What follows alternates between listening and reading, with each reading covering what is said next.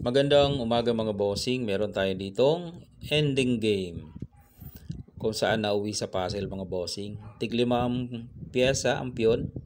Lahat po ay piyon, walang dama at wala ring lugi. Okay, ang posisyon ng puti nakareal siya. Kasi yung tatlo ay kanyang bantay. Hindi pwedeng iwanan kasi lulusot. Ganon din naman yung itim dito. Bantay niya rin ang tatlong puti. Meron sila ditong tig-isang piyon na pwedeng sumulong. Ang rules mga bossing, unang sulong ang puti. May brilliancy move dito ang puti. Na kung saan napakaganda ng brilliancy move kasi matatalo niya ang itim.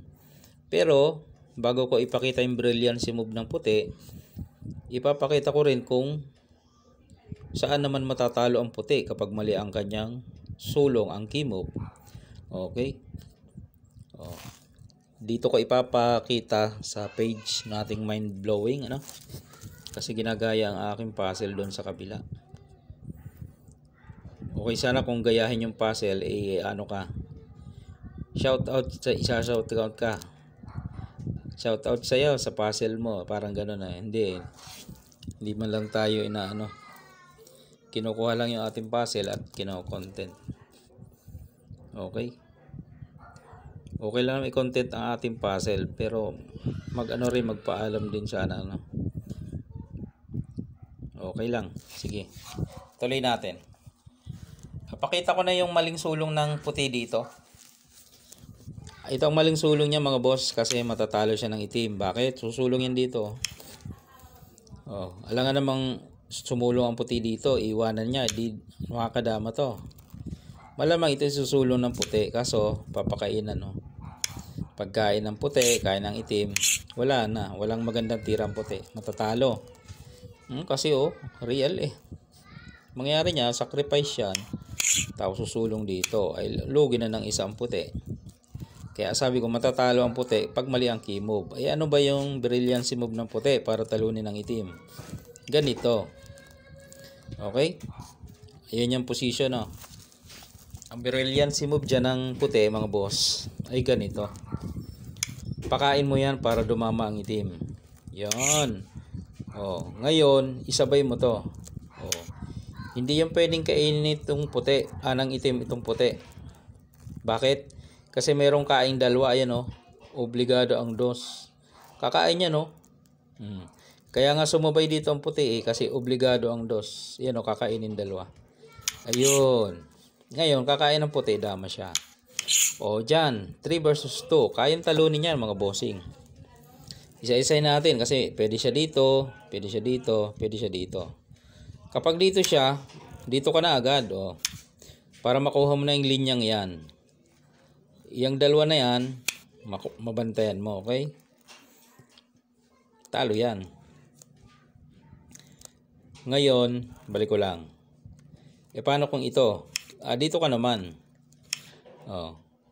Ang gagawin niya, ipabalikin ka para makaabante siya. Yung bantayan mo doon. Bababayan. Isulong mo na yung piyon mo. Hanggang dyan lang yan susulong. Hindi man pwedeng dito kakainin. So dito siya.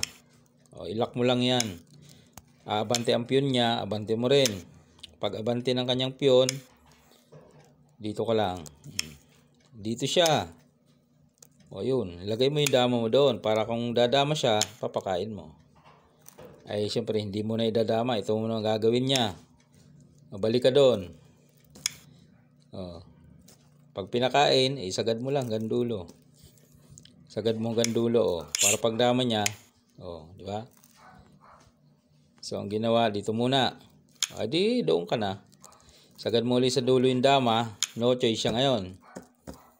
Pag pinakain, talo.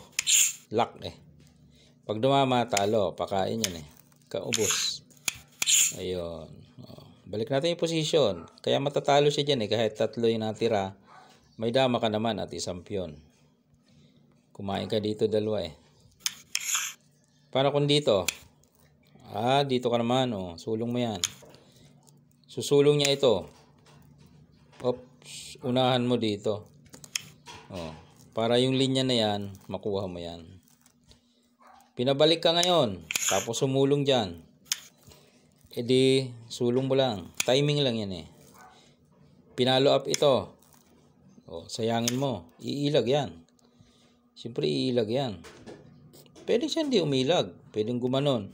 Kakainin mo. Pag pumunta roon, talo pa rin, di ba? So, pagpalagay na inilag. O, dinadong ka na. O, dito siya. Kain ka lang. Dito siya. Dito ka naman. Dito siya. O, pabayaan mo lang. Pagpunta roon, pakain mo. O. Okay, napakagandang brilliancy move mga bossing. Ang tawag sa ganung technique ay yung sabay. Ha? Sabay. Oo. Ginagawang technique yan, yung sabay. Sacrifice move, saka kasabay.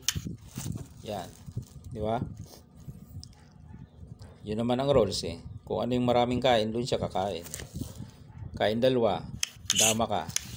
Di ba? Dito siya. O di dito ka naman. Dito siya. Kaya na yan ito. O dito siya. O dito ka lang. Dito siya. O yan na. Okay? Salamat mga bossing sa panonood, no. Meron na naman tayong brilliancy move na ibahagi sa inyo, no. Okay. Salamat sa suporta natin sa larong dama. Sana'y magpatuloy pa to, no. Hindi mawala ang larong dama. At ipagpatuloy pa ng mga susunod pang henerasyon. Alright.